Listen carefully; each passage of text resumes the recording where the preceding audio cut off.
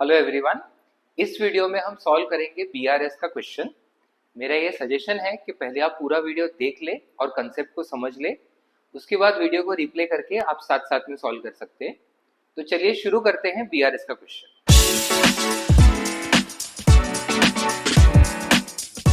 पहले क्वेश्चन पढ़ते हैं। Prepare BRS as on 31 December 24। BRS questions के हर एक वीडियो में हमने डिस्कस किया है पहले भी कि बीआरएस का जो ये डेट है हमेशा इंपॉर्टेंट रहता है। सो क्वेश्चन पढ़ते टाइम हमेशा वो डेट को ध्यान में रखें। First one, debit balance as per cash book ₹12,000। अब कैश बुक का ओपनिंग बैलेंस दिया है, मतलब सारे चेंजेस कैश बुक में करने हैं।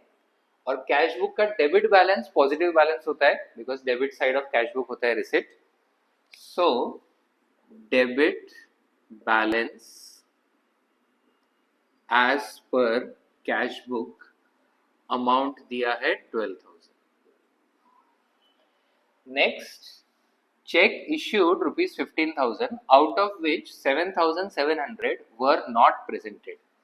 सो जो चेक्स इश्यू होके प्रेजेंट हो जाते उसका हमें कुछ नहीं करना, जो प्रेजेंट नहीं हो रहे हैं वही बीआरएस में आते हैं। तो यहाँ पे जब हम चेक इश्यू करेंगे तो हमारा कैश बुक का बैलेंस कम हो जाएगा, बिकॉज चेक इश्यू करना मतलब पेमेंट करना। और अगर वो प्रेजेंट नहीं हुए तो पासबुक का बैलेंस अभी भी सेम है, because opening balance cash book दिया है, कैश बुक में हमको करना पड़ेगा add. So plus check issued not presented और अमाउंट हो जाएगा 7,700। Next, check deposited ₹8,000 of which 2,000 was not recorded in the cash book। अब जब भी हम चेक डिपॉजिट करेंगे कैश बुक का बैलेंस बढ़ जाता है, और अगर वो क्लियर नहीं हुआ तो पासबुक से ही मिल जाता है। यहाँ पे चेक हमने डिपॉजिट किया और क्लियर भी हुआ है, सो पासबुक जो है इंक्रीज हो गया है, बट हम कैश बुक में ही एंट्री करना भूल गए। सो पासबुक इंक्रीज हुआ है, कैश बुक अभी भी सेम है। सो अब हमें कैश बुक में करना पड़ेगा add. So plus check deposited not recorded in cash book 2,000, जो रिकॉर्ड नहीं हुआ उसी का ट्रीटमेंट देना है। Next, cheque deposited not credited. So ये नॉर्मल ट्रांजैक्शन है जो यूजुअली हर बार आता है। चेक हमने डिपॉजिट किया, डिपॉजिट करते टाइम कैश बुक में रिकॉर्ड करेंगे तो कैश बुक का बैलेंस बढ़ जाएगा, बट वो क्रेडिट नहीं हुआ, पासबुक अभी भी सेम है, तो अब हम कैश बुक से करेंगे minus. So minus cheque deposited not credited और अमाउंट है 3,800। Next, bank received interest on our behalf. इसका मतलब है हमने बैंक को इंस्ट्रक्शन दे के रखा है कि हर महीने या हर साल हमें कुछ इनकम आ रही है, इंटरेस्ट इनकम, एंड बैंक ने ये इनकम कलेक्ट करके सीधा हमारे अकाउंट में डिपॉजिट कर दिया। सो ऑटोमेटिकली पासबुक का बैलेंस बढ़ जाता है, बट कैश बुक में एंट्री अभी तक नहीं हुआ है।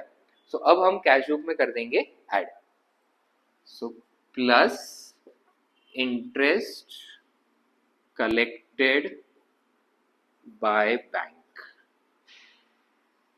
सो 300 इंटरेस्ट कलेक्ट हो रहा है। Next, payment side of cash book overcast bye ₹1,000।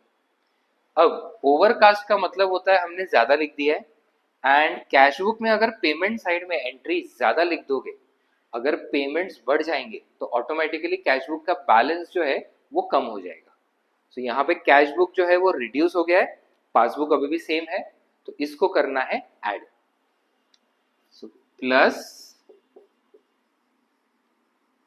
Payment side of cash book overcast and amount है 1,000। इसके बाद दोनों साइड का टोटल निकालेंगे, तो ऑब्वियसली ऐड कॉलम का टोटल ज्यादा है। सो 12, 7, 19, 21, 22, 23,000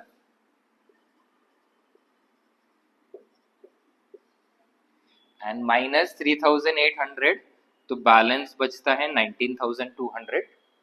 अब ओपनिंग बैलेंस हमने किया था debit balance as per cash book या positive balance as per cash book, and opposite side में खत्म हो रहा है, तो ये भी पॉजिटिव या credit balance as per passbook हो जाएगा।